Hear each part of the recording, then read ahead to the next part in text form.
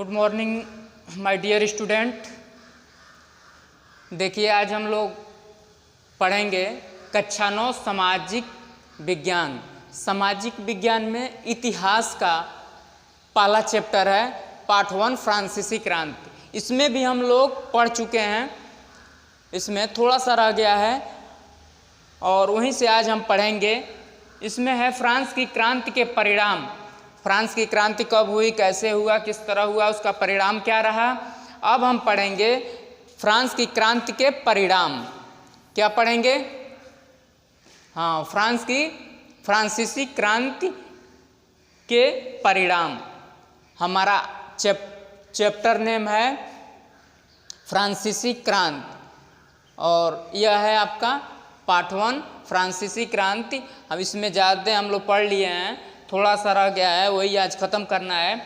तो आज यहाँ से हम पढ़ेंगे फ्रांस की क्रांति के परिणाम। चलिए आप लोग साथ में नोट्स भी बनाते रहिए। फ्रांस की क्रांति के परिणाम।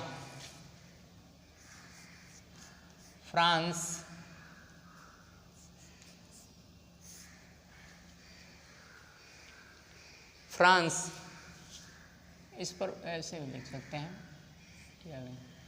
फ्रांस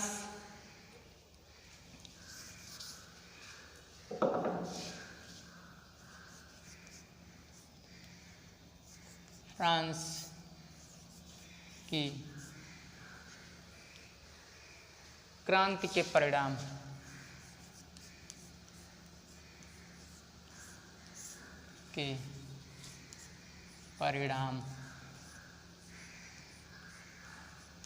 यानी फ्रांस की जो क्रांति हुई उसका क्या परिणाम हुआ, फ्रांस की क्रांति के क्या परिणाम हुए। तो देखिए इसमें फ्रांस की क्रांति के समय वहाँ का जो राजा था उसका नाम था लुई 16वां और फ्रांस की क्रांति 1789 में हुई।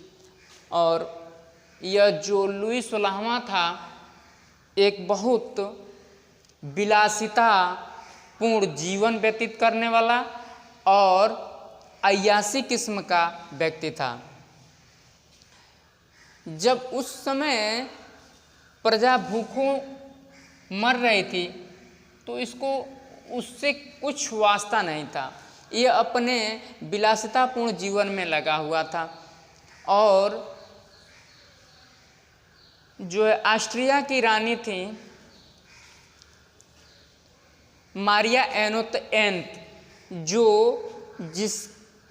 जिसका प्रभाव इसके ऊपर लुई 16वां के ऊपर बहुत था, यानी वह इसके जीवन की एक मुख्य अंग थी और अपना यह खूब मौज मस्ती में जीवन व्यतीत कर रहा था।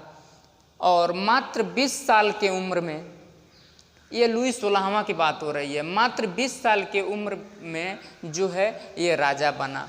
अभी इसको पूरा अनुभव नहीं था जीवन के बारे में, राजकाज के बारे में, और यह विलासितापूर्ण जीवन के पीछे भाग रहा था, जिसके कारण वहाँ की क्रांति हुई और बहुत से जन धन की नुकसान हुए। आज हम उसी के बारे में पढ़ेंगे कि फ्रांस की क्रांति के परिणाम क्या हुए, इसके परिणाम कितने थे। तो इसके परिणाम बहुत ज़्यादा हैं, इसको मैं लिखवा दे रहा हूँ, आप लोग नोट कर लीजिए। फ्रांस की क्रांति के परिणाम। पहला इसमें है, पहला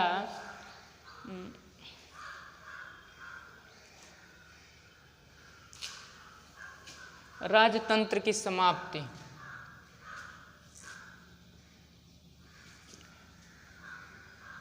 पहला यहाँ से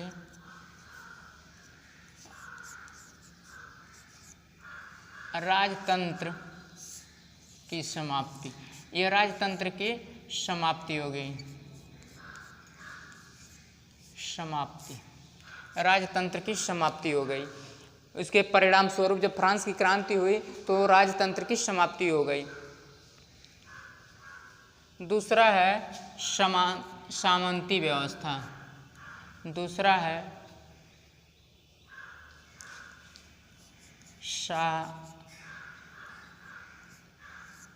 सामंती व्यवस्था। सामंती व्यवस्था वहाँ पर कायम हो गई। सामंती व्यवस्था की समाप्ति, सामंती व्यवस्था की समाप्ति हो गई। समाप्ति। तीसरा है राष्ट्रीयता की भावना का उदय।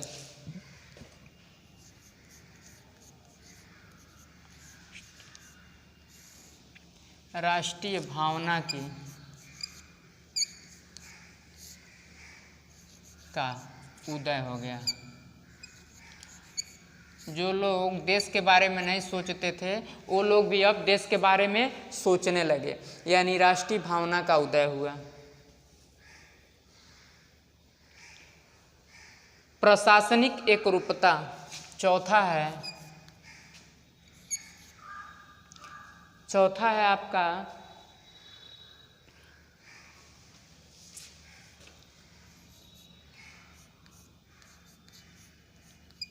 प्रशासनिक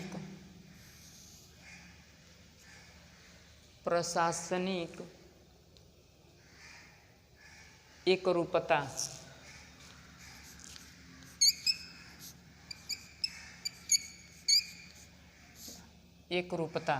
प्रशासनिक एकरूपता आ गया। प्रशासनिक एकरूपता का मतलब कि जो देश में जो प्रशासन के काम काज थे उनमें एक रूप हो गया। ऐसा नहीं है कि इलाहाबाद कहीं और व्यवस्था हो, बनारस में कोई और व्यवस्था, इस तरह से नहीं। अगर जो कोई वहाँ का बड़ा अधिकारी है तो उसका भी मान महत्व इतना ही है जहाँ पर दूसरे जगह का है। यह एकरूपता आ गया। प्रशासनिक यानी काम काज करने की व्यवस्था में एकरूपता आ गया। उसके बाद है नागरिक स्वतंत्रता की व्यवस्था।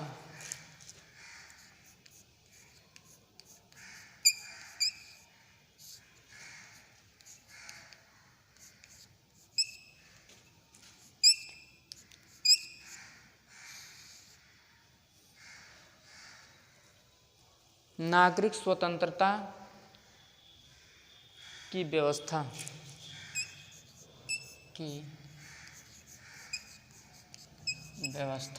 नागरिक स्वतंत्रता की व्यवस्था हो गया। छठा है राजनीतिक चेतना का विकास।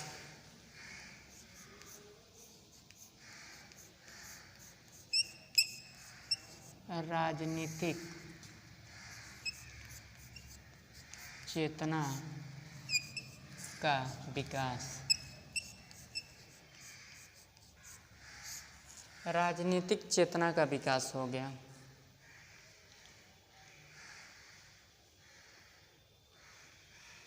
सातवां है धार्मिक स्वतंत्रता। सातवां है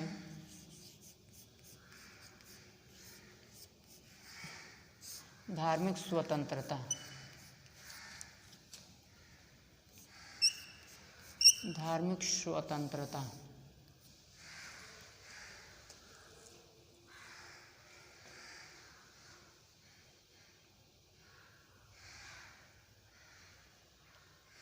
धार्मिक स्वतंत्रता। इसके बाद है आठवां है व्यक्ति का महत्व बढ़ना। आठवां है व्यक्ति का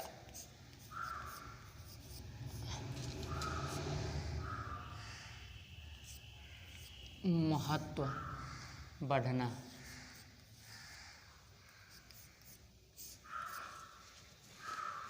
व्यक्ति का महत्व बढ़ना यानी कि व्यक्ति का महत्व जो है बढ़ गया। इसको नोट कर लीजिए आप लोग, यह इतना है, इसको नोट कर लीजिए।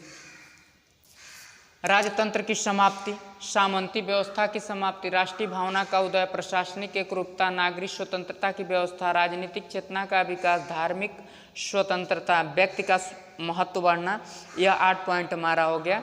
इसके बाद है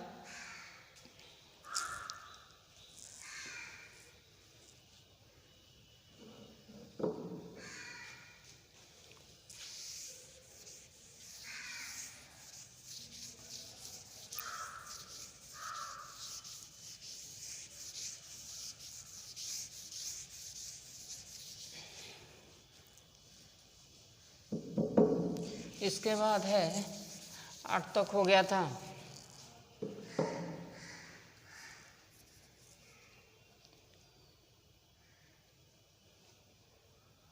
नौवां है समानता और बंधुत्व की भावना का विकास। नौवां है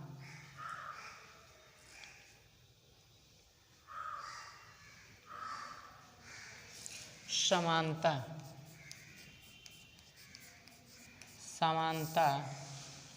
और बंधुत्व। समानता और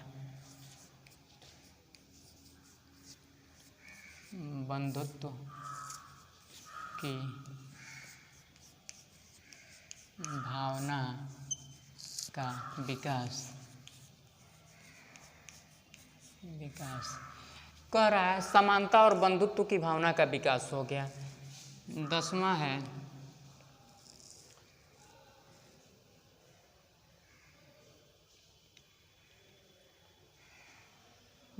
नया राष्ट्रीय कैलेंडर। नया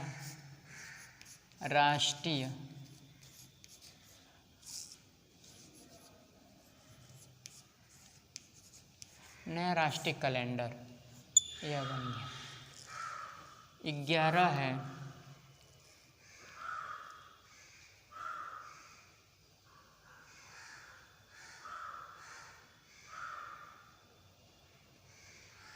समाजवाद का आरंभ।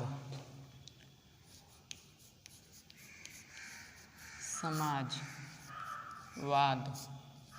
का आरंभ।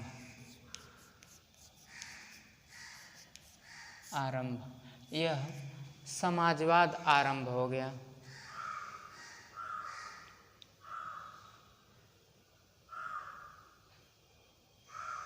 12 है शैक्षणिक व्यवस्था में परिवर्तन। 12 है शैक्षणिक व्यवस्था में समानता का आरंभ हो गया। इसके बाद यही है, हाँ यही होना चाहिए,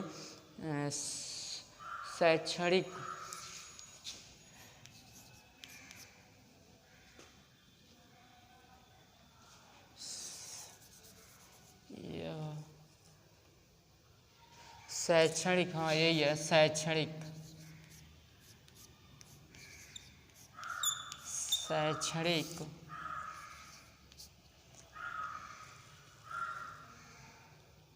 व्यवस्था में परिवर्तन। शैक्षणिक व्यवस्था में परिवर्तन। शैक्षणिक व्यवस्था में परिवर्तन हो गया। 13 है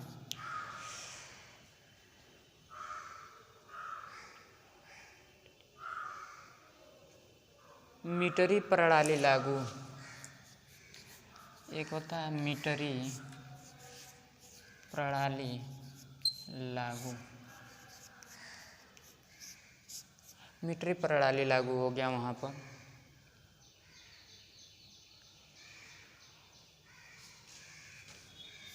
चौथा है वाणिज्य।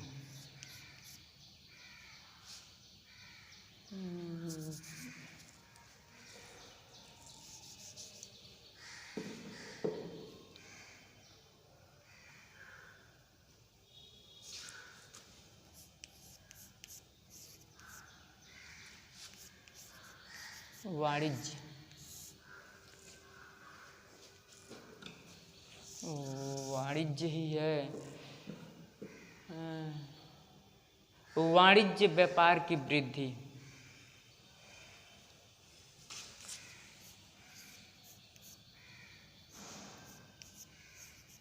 वाणिज्य व्यापार की वृद्धि। यह हो गया वाणिज्य व्यापार की वृद्धि हो गया।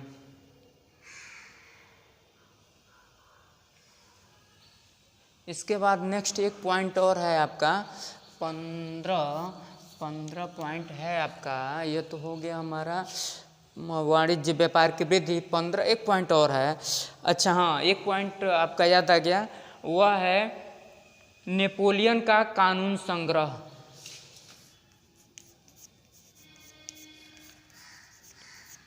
नेपोलियन का